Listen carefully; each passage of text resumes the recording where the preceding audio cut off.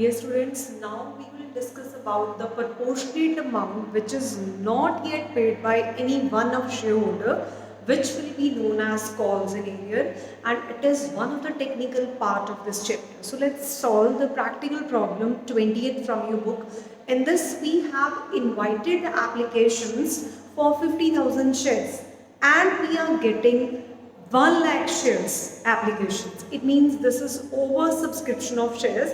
So you know about the first entry. The first entry is always regarding the application received. So here bank account debited would be 1 lakh into the application money, and application money is 3. So here 3 lakh would be your application money since we are receiving 1 lakh shares, and it would be 2 equity share application account. So equity share application account we will put 3 lakh. Fine. Since these are more than required applications, so we will adjust the excess money towards the next installment, which is known here the allotment part. So here second entry would be equity share application account debited. It would be 3 lakh. Now, 2 share capital would be the issued shares into the application money. So, it would be 50,000 shares into 3. That is 1,50,000. Since we are having 50,000 shares to allot. And rest 1,50,000 you will adjust in the allotment part. This is the whole concept we have done in our last video, so it would be adjusted towards the allotment. Somehow one shareholder is there who is known as Anupam, who have not paid the allotment part, but some allotment money he has paid on this 1,50,000.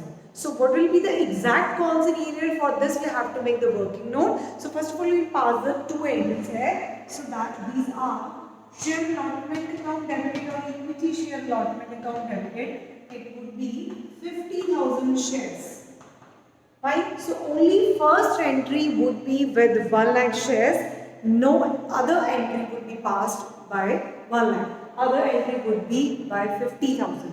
And we have allotment of rupees 4. So 50,000 into 4, we will debit 2 lakh. And to equity share capital, this is also 2 lakh. Now the main entry would be bank account debited.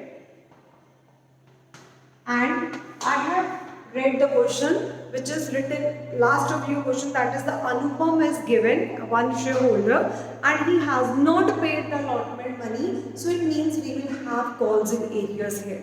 So I am going to pass it on an entry and I will put the note later on. So calls in areas account debited. Right? So 2 share allotment account. So here the one important thing is how much you will put in 2 share allotment. It would be, this is called the due amount, which is 2 lakh, and we have adjusted some amount in our second entry. This was 1,50,000. Now we will adjust the rest one in 2 share allotment. Right? So it would be 50,000. And in this 50,000, one Anupam is there who has not paid such installment, that we will show in our working note. So here I am going to prepare the working note. So first of all, you will write the name of the shareholder. We have Anupam here. So here I am writing down Anupam. And for above Anupam, I will write calculation of the amount which is not paid and which are the calls in area at the time of allotment. So heading must be there. So now we have Anupam applied and allotted shares. So here always one shares, number of shares are given to you and the other you have to calculate. So let's see what share is given to you. We have given allotted. So how it would be written? They have given Anupam to whom 1,000 shares were allotted, or they can write holder of 1,000 shares. So holder or allotted, one and the same thing. And if it was written that Anupam was applied for, So it means these would be the applied shares. So again, Anupam is given only the allotted shares amount and applied share is missing. So the first step is to find out the shares, whether it is applied missing or allotted missing. And since it is applied missing, so we will go for applications. So here I am going to write 1000 shares and here question mark.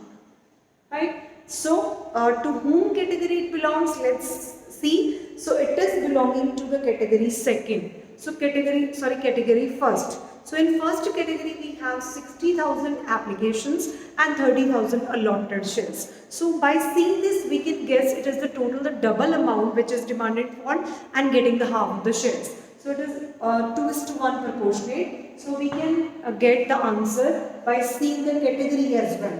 So we will write here 60,000 and 30,000. So I'm going to check again and whether I have written the exact category. Yes, it is 60,000 applied in first category. I'm not taking the second one because Anupam was belonging to the first category. Fine. So 30,000 is the allotted shares. So by solving this is the unitary method. We are going to find out the applied shares. So I will write on numerator the applied. And by solving this, I will get here 2000 shares. So again I was saying that it is just the total, it is just the double amount he is getting and he is demanding for. So since we have applied shares 60 and allotted is just the half, so I can guess if 1000 is allotted, exactly double he would demand it for. So it will be the 2000 shares. This was the first step. And next step is application money received. You will write application money received. It means what is he paying for the first installment, and first installment was of rupees 3, and since he is demanding for 2000 shares, it means he will have to pay us 2000 into 3 in first installment. So I will write here 2000 into 3. It means it is 6000. Right? So this is the actual sum of money which is paid by Anupam in first instance. This is 6000. Now next I will have to write application money adjusted. So what is this mean? This is meant for. Application money adjusted means what I have adjusted in Anupam's share. And since he is demanding for 2000 shares, but I will cut my first installment through the allotted shares. Obviously I will write here 1000 into 3. It would be 3000. And by this we can mean for 6000 is the received money and 3000 is the adjusted money. So obviously the difference is the excess money which he has paid already at the time of application. So fine. So it would be 3000 which I will write here excess money. So this is the second part of your working note. This is called the excess money. Then the third step is finally our entry part, which we will put against the calls in arrears amount. So how you will judge it? Allotment due. Allotment due means the next installment he will have to pay which he has not paid. So this was of rupees 5 and 5 rupees would be multiplied by 1000 share, not 2000. Since we have allotted 1000, so obviously we will adjust all the installments in the allotted shares, not the planned shares, right? So it is 1000 into 5, we have 5000. And we have, okay, it's 4, so 1000 into 4, that is 4000, and he has paid in excess 3000. So logically, you can think about this. It is the due, the second installment is of 4000 and he has paid excess 3000 and rest 1000 it is not paid. These are the calls in arrears which you will put in the calls in arrears amount. So in calls in arrears amount I will put the 1000 which he has not paid. Fine. So in this I will put 1000 in calls in arrears. And to share allotment we have put it down 50,000, and by deducting constant area in actual I am getting what? 50,000 minus 1.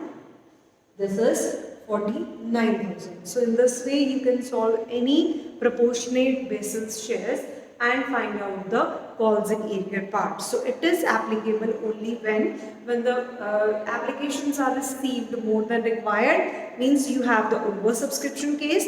And second thing is, if any shareholder has not paid the second installment, whether it is allotment, whether it is call, we will solve all these problems in our long answer question, which will always be the part of your final exams. Right? So this is the way, and the working note carries its own marks. So try to attempt neat and clean working note, because the examiner would judge through your working note. What is your attempt, whether it is good or bad. Fine?